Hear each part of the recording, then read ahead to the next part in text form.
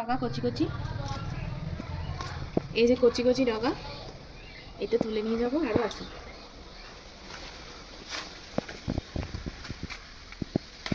তো এই গাছটা মানে কুমড়ো ডগা তুলেই আমরা বেশিরভাগ খেয়ে নিচ্ছি, যেহেতু বাড়ির সবাই কুমড়ো ডগা খেতে খুব ভালোবাসি।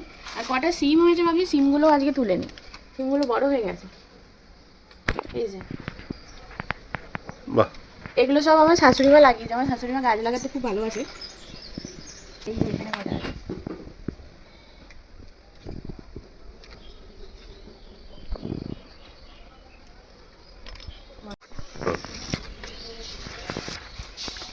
আর এখানে একটা ফুল আছে, ওটাও নিয়ে নেবো।